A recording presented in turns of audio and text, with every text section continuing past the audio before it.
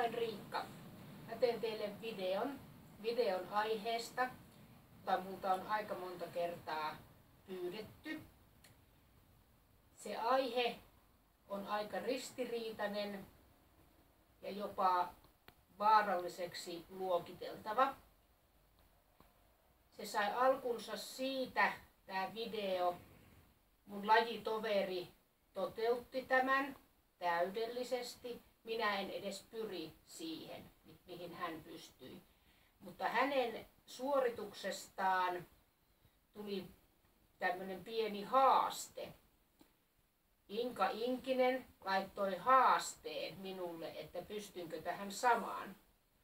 Ja kaikki, jotka minut tuntee, tietää, että mä olen yllytyshullu. Enkä tykkää hävitä ja haluaisin aina voittaa. Niin mä nyt sitten ajattelin, että mä teen tämän asian. En pelkästään nyt puhu siitä aiheesta, vaan mä myös meinaan toteuttaa sen. Ja aihe on koulutuuppari heikoilla jäillä. Eli minä, vannoutunut koulutuuppari, meinaan hypätä. Ja tämä ei ole pelkästään video eikä haasteen toteutus, vaan tässä on samalla myös Korpijukolan tilan syyskilpailu. Jos saan tälle videolle 300 tykkäystä, toteutan sen uudelleen. Ja kaikki tykkääjät, jotka haluaa osallistua kilpailuun, kirjoittaa siihen kommenttiosuuteen viestin, miksi ihmeessä koulutuupparin pitäisi hypätä. Valitsen sieltä parhaan vastauksen ja hän on kilpailun voittaja. Ja voittaja saa minulta yksityistunnin haluamallaan lajilla, mutta se ei ole vielä siinä.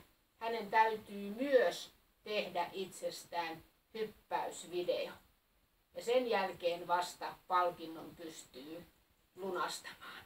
Hetken kuluttua näette koulutuupparin heikoilla jäillä.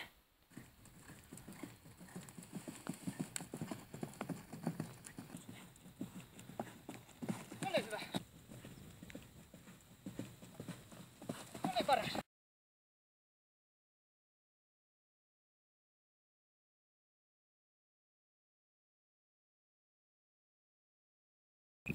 Tässä teille näyte koulutuuppari heikoilla jäillä. Viimeksi olen hypännyt varmaan 8 vuotta sitten ja tällä hevosella Kajo Viljami vain elämässäni yhden kerran. Hän on hyvä.